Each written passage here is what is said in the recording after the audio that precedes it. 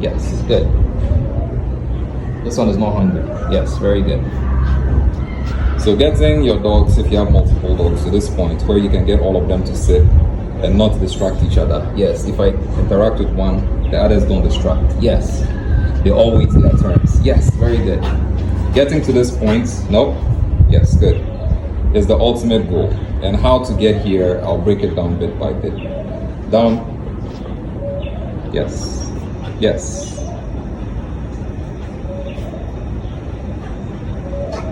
Yes, very good. So how to get here, I'll break it down. But for now, this is the goal. So if you notice, when I asked them to go down and these two responded well, I marked and I waited on this one. I didn't repeat. I just kept my gesture and waited. And then when he went down, I marked as well. Now if I mark and they're all down, and then I step aside from them, we see, then yes, they are obeying. So I will come back, yes, reward, come back, yes, reward, yes, reward. Very good. If I leave them and they are still there, then yes, they are obeying. If I come back, yes, reward. Notice I'm rewarding one after the other. Yes, very good. And the others are not trying to interfere, right? So that's the goal. I'm able to accomplish that because I understand how to correct. I understand how to encourage the one doing it properly, and then also use that to be an encouragement for the other ones getting it wrong, right? So I'll break it down into steps where you begin with each of them, and then you can apply that when you are now working with them individually. And when that gets good and you get confident in their response to your commands or your instruction, or you get confident that they are obeying you more and more, then you can begin to practice like this. Now, when you're practicing, it's important to practice with treats because they were trained with treats, with the reward system. So if you suddenly try to get behavior out of your dogs without using the treats, then it's going to start to undo all the things that they have learned. So using the treats to communicate and get responses is going to help you build a relationship. And certain exercises will help that relationship improve in a manner that now when you have fewer treats, you are still able to get them to do the things you want. So you can move from a point where you reward for every single thing to a point where you reward after they've done everything that you want them to do. But there's a saying in the dog world that treats are forever. It means that positive reinforcement is always the way to get your dogs to be more and more obedient to the point where it's very solid. So even when your dog is 1 year old, 2 years old, there are ways that you will reward your dog. Sometimes your dog will get used to a toy. So whenever you're interacting with a dog, you'll be using the toy a lot. But what that will just basically do is make all the behavior stick even more. So the truth is, when you don't have the treats, you will still be able to get the responses. Once the dog is very used to it, it becomes second nature to the dog. And that develops naturally. It's a natural progression over time. So your practice should be consistent. And at the beginning, after this 6 weeks program, your practice should be at least twice a week, just to make you also get used to the relationship dynamic. Don't just jump to, okay, now they should suddenly listen to me. Be very intentional and have sessions with them. Make sure when you're having each session, each dog is on a leash, so that when they are doing the wrong thing, it's easy to limit them. And when you're working with them, work with them individually for starters. And then after you work with them individually and you're very confident, then you can begin to try this. I've worked on this so that when you get to that point, it wouldn't be new to them. It will be easy for them to understand, especially when they also have a relationship with you. So when you have them on the leash, because they are 3, the best approach is bring all of them out and then chain the other 2. So that whilst you are working with one, the other 2 are watching. Super, super important. If you do that, you'll help the learning be even faster. So when you work 10 minutes with one, you swap. Work 10 minutes with the next, you swap. Work 10 minutes with the next, and you are done. Next session, you do the same thing. After maybe a month, then you can try something like this, one of the sessions. So after your session, you can bring all of them out from their leashes and see if the things you do with them individually you can get all of them to do it. Yes. Very good. Yes. Very good. So we're about to start with them individually. So I'm gonna leash all of them. Free. Yes. Good. Very good. Very good. So you come this way. So I'm going to be demonstrating how you work with them individually. So I'm going to be using Zoe for this demonstration. So first of all, please, whenever you are having these sessions, they are very intentional.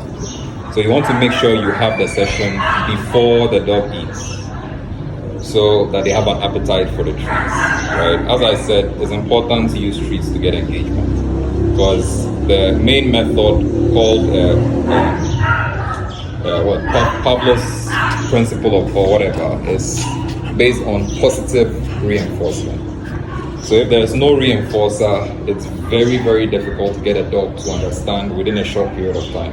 It will take a long time. So we've used treats to help them to understand some basic languages. Some of the basic languages we've helped them understand are come, yes, very good. Another one is come, yes, sit, yes, very good. And then another one is down.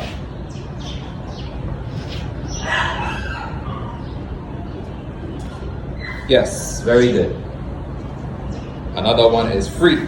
Yes, very good. And then another one is yes. And another one is no. So for example, if I say sit, yes.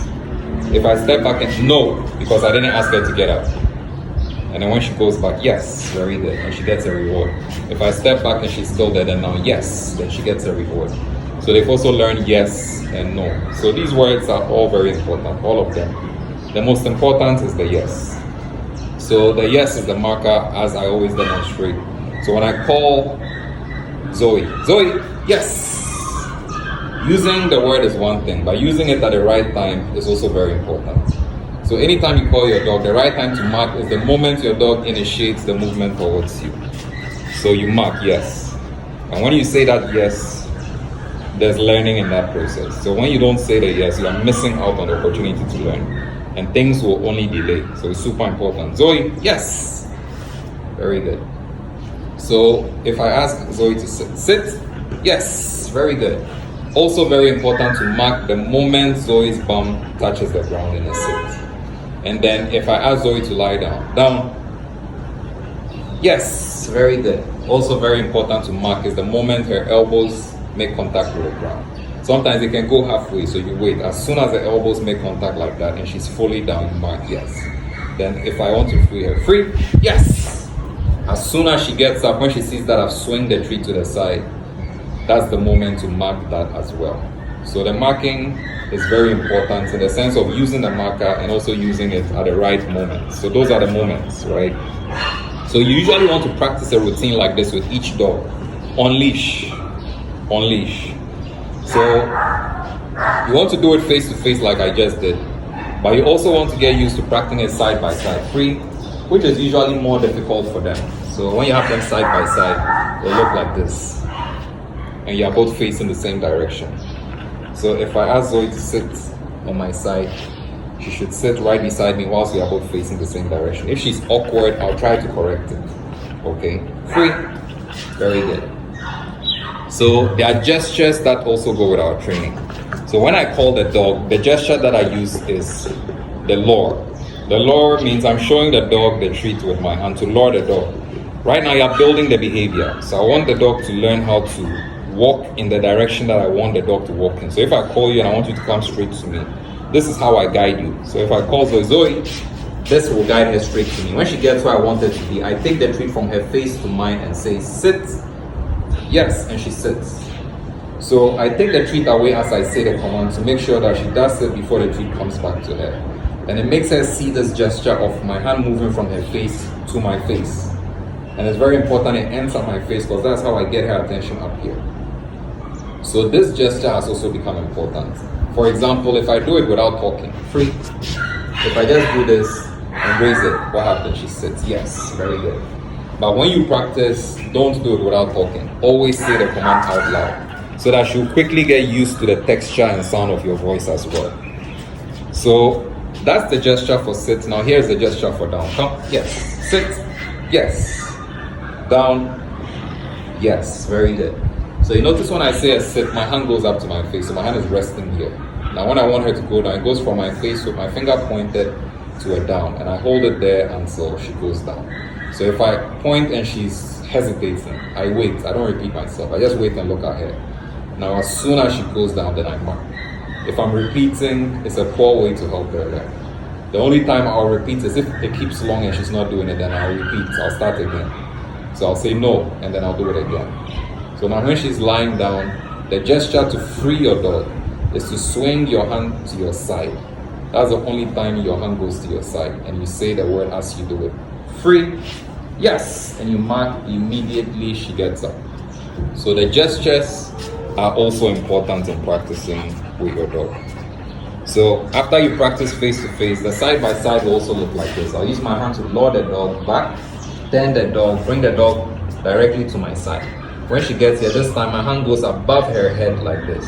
Sit, yes, and then reward. This time, not to my face, because if it comes to my face, it might force her to try to move in front of me. So it just goes above her head like that. So sit. You notice that when she's even lying down and I want her to sit, I hold a treat above her head to motivate her, and then I reward. And that motivation is important when your dog is lying down, because lying down is very comfortable for dogs. So before you get your dog into a sit from a down, you need to motivate. So show the dog a reason why it should get up from a sit to a down, from a down to a sit. Yes, very good. So even seeing the treat without me saying much was motivation enough. So that's how you help the dog to get the body used to the movement. So now I'm going to free her. So I'll let her, make sure she's sitting again. Yes, very good.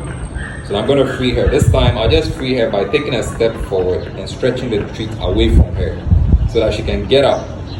Free. Yes, very good.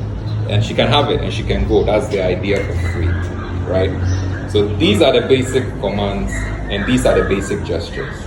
Now we come to obedience. This is what obedience will now look like. Come. Yes. Sit. Yes. Good.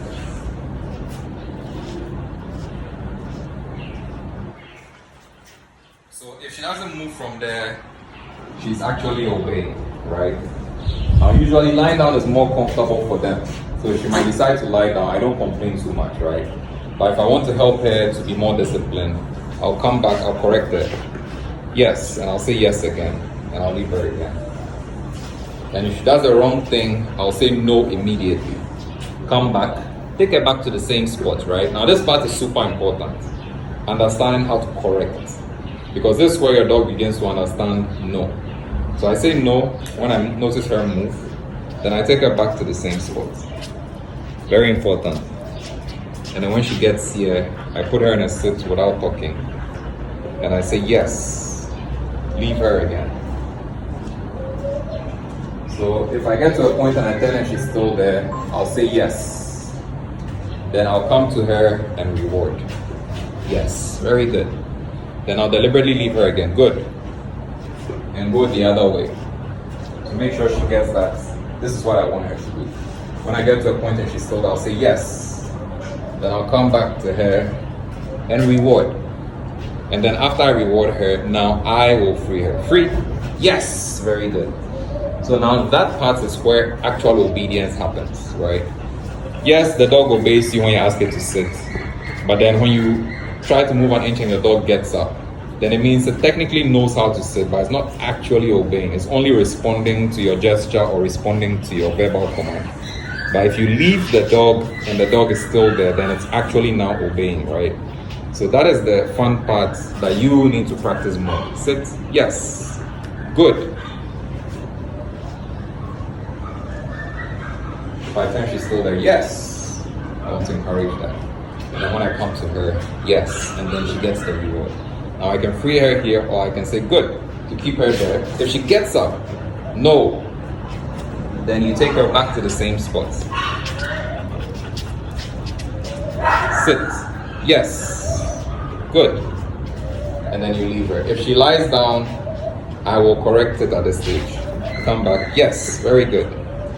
And then leave her. Why I'm correcting it is because I want her to get used to understanding that if you lie down, it should be because I told you to lie down. Right? But whenever you want your dog to learn to stay like this, it's always easier when they're in the down. No. Yes, good. So usually I'll practice in the sit for a short while. But if I want to prolong it, if I want to maybe go further distances, then I'll do it in the down. Yes, good. Good. So this is the last time we practice in the sit. Yes, good.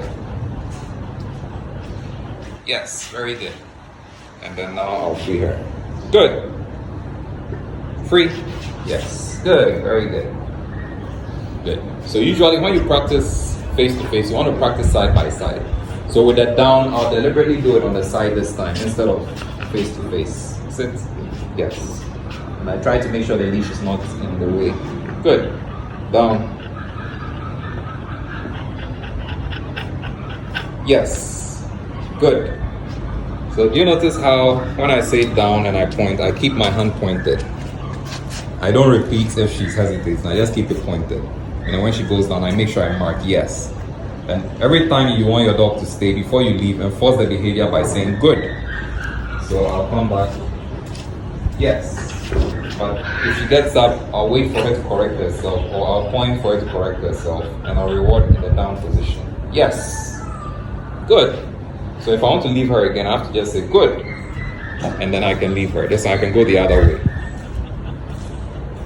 If I tell her she's still there, yes, then I'll come to her and reward.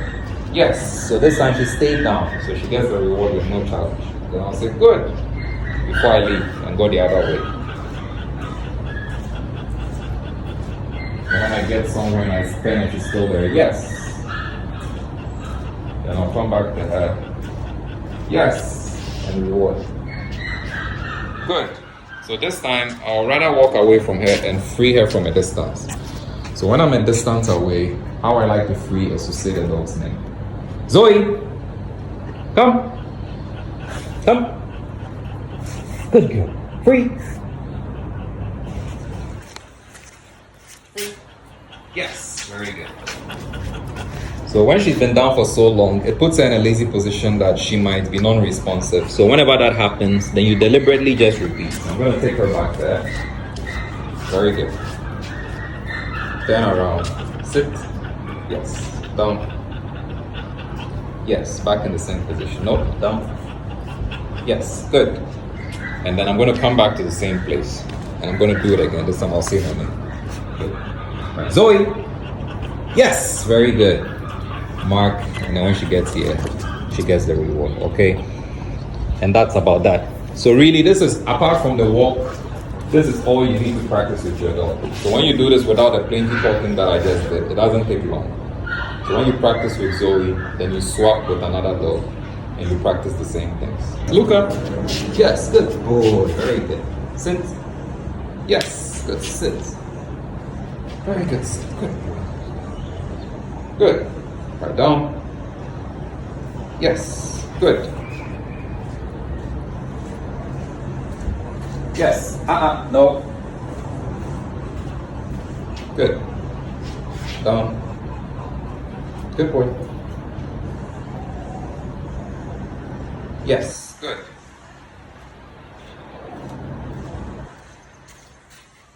Yes.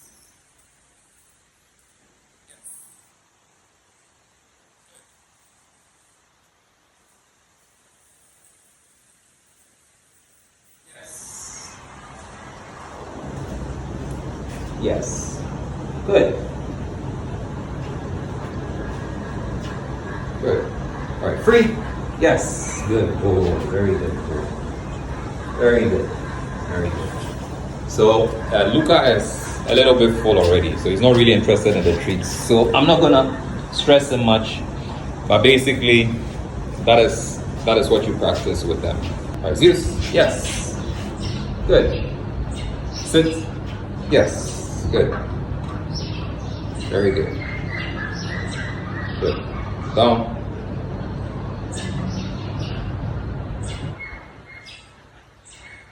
Yes, good. Very good. Free. Yes, good boy. Very good boy. Do stop for a second. Good. Sit. Yes, good. Very good. Down. Good boy.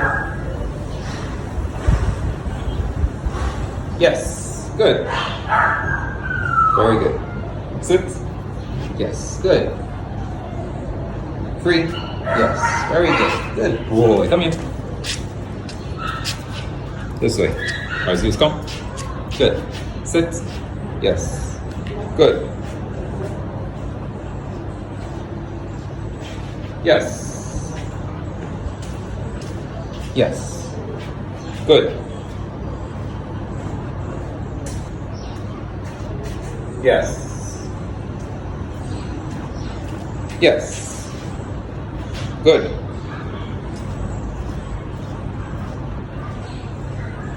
Yes. Yes. Good. Free. Yes. Good boy. Very good. Very good. Good. I see. This way, come. Yes. This way, come. Good. Sit. Yes. Down. Good boy. Down. Yes. Good. Yes.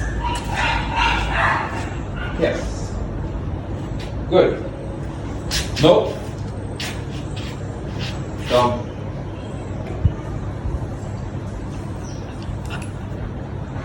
Yes. Good. So let me walk him back into the same position. Let's repeat the way we did it. Come. Very good. This way. Good. Sit.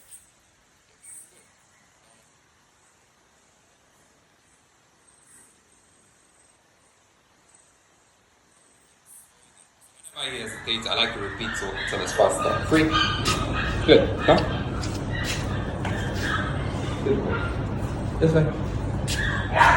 Yes. Come. Good. Sit. Yes. Down. Yes. Good.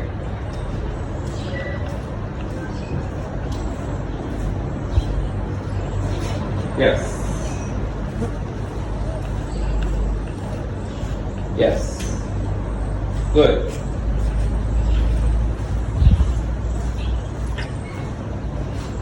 Yes. Yes. Good. Free.